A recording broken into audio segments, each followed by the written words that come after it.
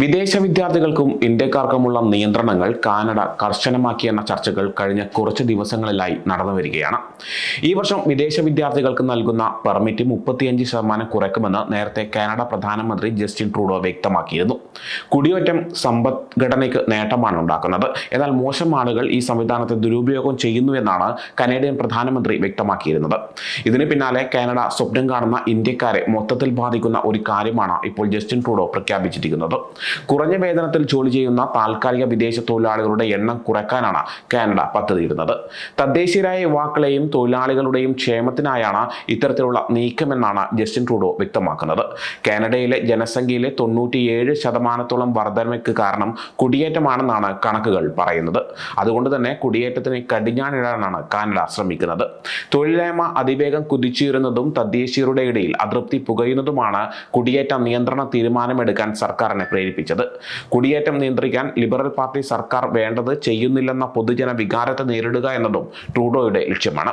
2023 6.2% താൽക്കാലിക വിദേശ തൊഴിലാളികളുടെ എണ്ണം.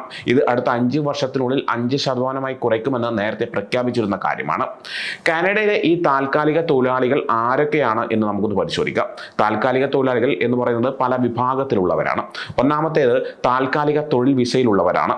അത്തരം വ്യക്തികൾ ഒരു നിശ്ചിത കാലയളവിലേക്കാണ് കാനഡയിലേക്ക് എത്തുന്നത്. അതായത് 2 വർഷത്തേക്കായിരിക്കും അവർ കാനഡയിലേക്ക് എത്തുന്നത്. മണിക്കൂറിന് 13 മുതൽ 19 കനേഡിയൻ ഡോളർ വരെയാണ് ഇവരുടെ വരുമാനം ഉണ്ടാവുക. അതായത് 800 രൂപ മുതൽ 1200 രൂപ വരെ. രണ്ടാമത്തെ വിഭാഗം ഇന്റർനാഷണൽ സ്റ്റുഡൻസ് ആണ്. പഠനം പൂർത്തിയാക്കിയ ശേഷം നിരവധി വിദ്യാർത്ഥികൾ കാനഡയിൽ 1 മുതൽ 3 വർഷം വരെ തൊഴിൽ വിസയിൽ തുടരുന്നുണ്ട്. ഈ സമയത്ത് അവർ PR-നായി അപേക്ഷിക്കുകയും ചെയ്യും. വിദ്യാർത്ഥികൾ അവരുടെ പഠന സമയത്ത് തന്നെ ചില നിയന്ത്രണങ്ങൾ ഉണ്ടെങ്കിലും ജോലിയിൽ തുടരുന്നുമുണ്ട്. മൂന്നാമത്തേത് സ്പൗസ് ഓപ്പൺ വർക്ക് പെർമിറ്റ് ഉള്ളവരാണ്. ഈ പെർമിറ്റിന് കീഴിൽ കുറഞ്ഞ വേതനത്തിൽ ജോലി ചെയ്യുന്ന പല അന്തർദേശീയ വിദ്യാർത്ഥികളും അവരുടെ പങ്കാളികളെ കാനഡയിലേക്ക് കൊണ്ടുവരുന്നുണ്ട്. നാലാമത്തേത് ലേബർ മാർക്കറ്റ് ഇമ്പാക്റ്റ് അസസ്മെന്റ് അല്ലെങ്കിൽ LMIA കരാറുകൾ കീഴിലുള്ള തൊഴിലാളികൾ ഉൾപ്പെടുന്നവരാണ്. കാനഡയിലെ തൊഴിലാളികളെ നിയമിക്കാൻ പറ്റാത്തപ്പോൾ LMIA വിദേശ തൊഴിലാളികളെ റിക്രൂട്ട് ചെയ്യാറുണ്ട്. കാനഡയിൽ അഭയം തേടുന്നവർ, യൂത്ത് എക്സ്ചേഞ്ച് പ്രോഗ്രാമുകളിൽ പങ്കെടുക്കുന്നവർ തുടങ്ങിയ പ്രത്യേക മാനുഷിക പരിപാടികളിലൂടെ എത്തുന്നവരെയും കാനഡയിലെ താൽക്കാലിക തൊഴിലാളികളായി തന്നെയാണ് പരിഗണിക്കുന്നത്. കാനഡയുടെ ഈ തീരുമാനം ഇന്ത്യക്കാരെ എങ്ങനെ ബാധിക്കുമെന്ന് നമുക്ക് നോക്കാം. വടക്കേ അമേരിക്കയിലേക്കും യൂറോപ്പിലേക്കും താമസം മാറാമെന്ന ലക്ഷ്യത്തോടെ കാനഡയിൽ പഠിക്കാനെത്തുന്ന വിദേശ വിദ്യാർത്ഥികളിൽ വലിയ വിഭാഗം ഇന്ത്യക്കാരാണ്.